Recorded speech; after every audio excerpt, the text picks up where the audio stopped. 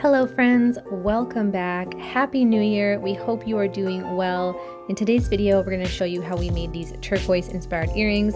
Everything we're using will be listed down below, so let's get started. I'm using a Sculpey Premo today. This color is actually just called turquoise, and I'm going to be cutting this up with my long blade, not as small as I've done in other videos because I want a little less of that marbling effect for this one, but you can cut it up however small you'd like. I'm adding a couple little blobs of white acrylic paint, and then I'm going to mix that up really well so that each piece is coated.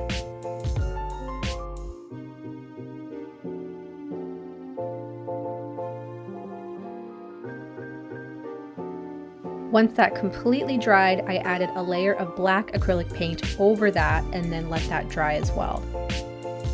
I'm going to top it off with a squiggle of Bacon Bond, and then I always like to throw in some gold leaf. You do not have to if you want more of a traditional turquoise look.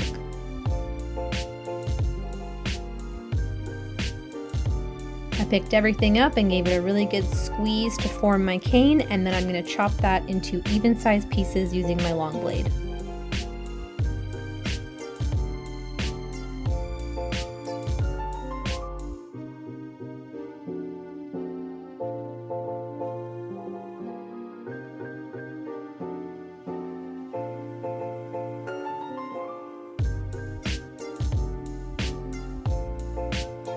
I laid those pieces flat on a really thin piece of translucent clay, and then I'm rolling everything through my pasta machine.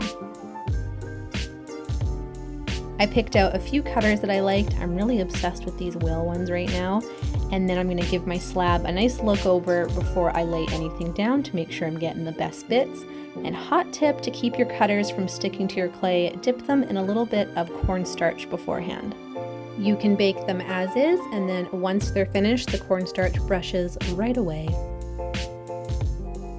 These went into the oven at 275 for 30 minutes, and then I let them cool completely. I did add resin to a few of these. I left some plain, and I'll show you the comparison in a second here, but I'm just dabbing that on there and then spreading it out with my little silicone tool before running my lighter over it to pop any bubbles, and then I'm going to throw that into my curing machine.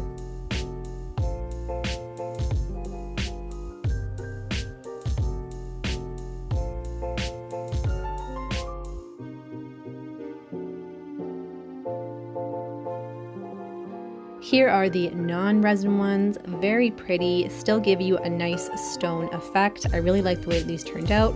And then with the resin, just a little more shine, makes the gold pop. Either way, looks very nice.